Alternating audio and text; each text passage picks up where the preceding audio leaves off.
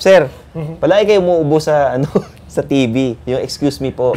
Hindi naman parati, minsan-minsan lang yun. Totoo yun. Ginagawa ng joke ng mga... Mamaya pag-edit nyo, sabihin nyo sa mga nanonood kung paano tayo nag-umpisa ang boses ko. Di ba? Di ba? Totoo yun eh. Talagang nangyayari sa akin yun. Kasaysayan, kababalaghan at iba pa ating tuklasin dito sa Historiador.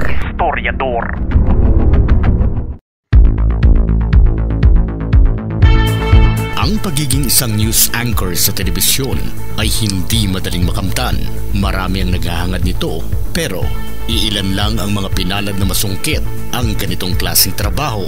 Isa sa mga pangunahing kakailanganin mo para maging isang news anchor, maliban sa galing mo sa pananalita, ay tiyak na kakailanganin mo rin ang kagandahan o kagwapuhan kung ikaw ay isang lalaki.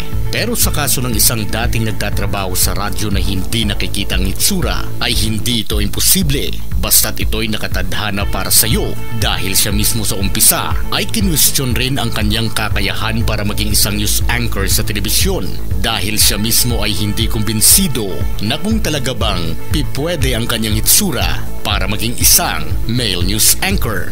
Si Miguel Castro Enriquez, o mas kilala sa tawag na Mike Enriquez, ay ipinanganak noong September 29, 1951 sa Santa Ana, Manila. Bata pa lang si Mike noon ay aktibo na ito sa simbahan. Dati siyang altar boy na nag-ambisyong maging isang pare, pero hindi pumayag ang mga magulang nito na pirmahan ng isang kasulatan para manatili siya sa seminaryo hanggang maging isang pare, kung kaya't hindi natuloy ang pangarap ng nooy bata pa lang na si Mike Enriquez na maging isang Father Mike. 1973 nang natapos ni Mike Enriquez ang kanyang degree bilang AB Liberal Arts and Commerce sa De La Salle College. Ang interes ni Mike Enriquez na magtrabaho sa media ay nagsimula nang ito'y dumalaw sa isang kaibigan na nagtatrabaho sa himpilan ng MBC o Manila Broadcasting Company. Kalaunan ay naging empleyado na rin ito ng nasabing himpilan. Kasi meron akong former schoolmate na naging announcer in Manila Broadcasting Company. This friend of mine had a standing invitation na pare dalawin mo naman ako sa stasyon, announcer na ako ngayon. Pero wala ako talagang interest. I mean, nakikinig ako sa radyo but not that interested na dadalaw ako sa isang radio station. Pagdating ko doon, usap-usap, kwentuhan kami, pumasok yung station manager sa booth. Sabi niya doon sa manager, this is my friend Mike. He's applying for a job. Sabi ko, ano? Madalaw lang ako dito. No, talaga, sinabi niya yun. Sabi niya, basahin mo yung dyaryo, Manila Bulletin, top right, front page. Sabi ko, how do you want me to read it? English nun eh. Swears. Sabi niya, read it the way you would read in class or at home, aloud. So I read it. Hindi ako kinabahan. Wala akong kabog, ika nga. Why? Because I wasn't really applying. It didn't matter to me kung makuha ko o hindi. Di ba? Binasa ko lang siya. Eh, talagang full-time student ako nun. Yun ang bukasyon ko nun eh. Tapos sabi nung manager, his name is Tony Romero, God bless his soul. Sabi niya, when can you start training? 1969, nang ito'y naging staff announcer at pagkalipas ng ilang mga taon, ay lumago ang kaalaman ni Mike sa broadcasting industry, kung kaya't nagtrabaho na rin ito sa iba't ibang himpilan ng radyo, kagaya ng Freedom Broadcasting Radio Network at Radio Mindanao Network o RMN, kung saan siya ay naging vice presidente para sa kumpanya. Siya rin ang nasa likod ng malaking tagumpay ng GWKC 93.9 na nanatili sa numero 1 pwesto sa loob ng maraming taon bago siya umalis. Noong 1995, siya rin ang boses sa ilan sa mga station IDs ng himpilang Mellow Touch 94.7 bilang isang disc jockey noon. Nakilala siya sa pangalang Baby Michael. Nagkaroon din siya ng cameo role bilang isang DJ sa pelikulang Mahirap ang Maging Pogi ni Andrew E. noong 1992. Matapos umalis si Mike sa RMN, ay kaagad itong lumipat sa GMA upang pamunuan ng dibisyon ng radyo at palawakin ang mga network nito. Noong mga panahong yun, ay mayroon lamang 4 na istasyon ng radyo ang GMA.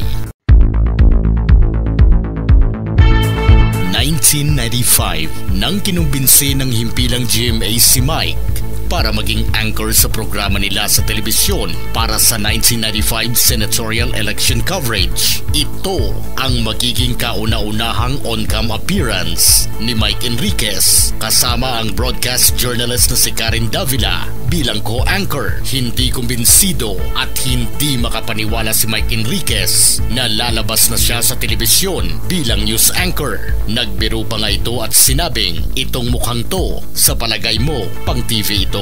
Pagkalipas ng ilang buwan ay ipinatawag siya ng mga executive ng network para muling maging anchor ng isang 15 minutong newscast para sa isang early evening slot kasama muli si Davila para sa programang GMA Headline Balita na umere noong October 2, 1995. Simulang maging anchor sa telebisyon si Mike ay naging sunod-sunod na ang mga programa nito. 1998 nang ito'y itinambal kay Vicky Morales. Year 2000 nang ito'y humawak ng sarili niyang programang pinamagatang Investigador. 2004 nang mapasama si Mike Enriquez sa programang 24 Oras. Naging matagumpay ang karera ni Mike Enriquez sa telebisyon. Kung gaano siya kagaling sa radyo noon, ay ganun din niya ito ipinamalas pagdating sa kanyang karir sa telebisyon. Ilan sa mga importanteng kaganapan sa bansa na nagawang ma-cover ni Mike bilang news anchor ay ang Payatas Landslide, Gyera sa Iraq, libing ni Pope John Paul II, aftermath ng Bagyong Yolanda at marami pang iba. Si Mike Enriquez ay 4 na beses na nabigyan ng parangal bilang isa sa mga pinaka-child-friendly na personalidad, isa mula sa Southeast Asian Foundation for Children at 3 beses na magkakasunod na mga parangal mula sa Anak TV Seal.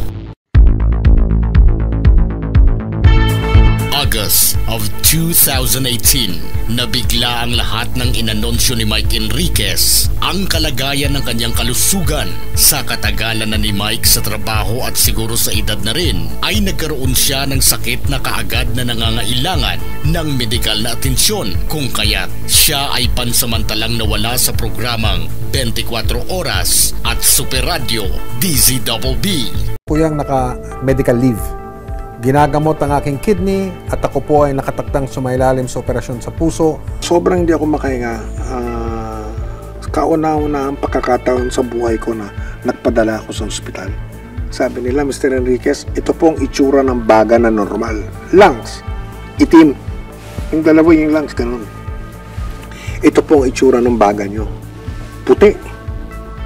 Lunod na sa tubig at sa fluid. Kaya kayo hindi makahinga, sabing gano'n. So, kailangan natin tanggalin yan. At isang paraan dyan, dialysis.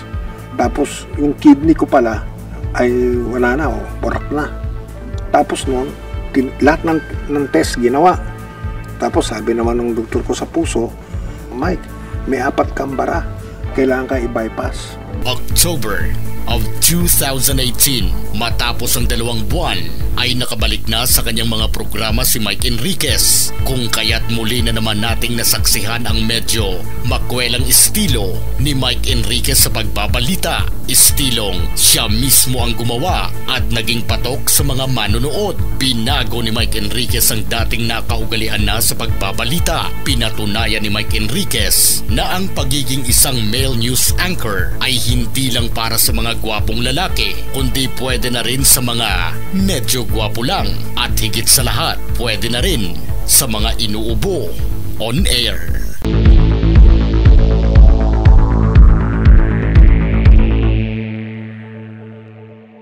Binabantayan nila kung may lagnat ang mga pasahero pumasok sa bansa, lalo na yung mga galing sa China, kung saan galing yung bagong strain o uri. Excuse me po. Hindi po yung coronavirus. Pag bumahing ka, pag umubo ka, pag tumigay ka, kailangan mag-excuse me ka. Doon sa mga nasa, yes, excuse me po. Imbis na, tapos tuloy-tuloy lang. Ang 24 oras sapagkat hindi natutulog ang balita, at sapagkat hindi natutulog ang balita, pati kapag balita hindi natutulog.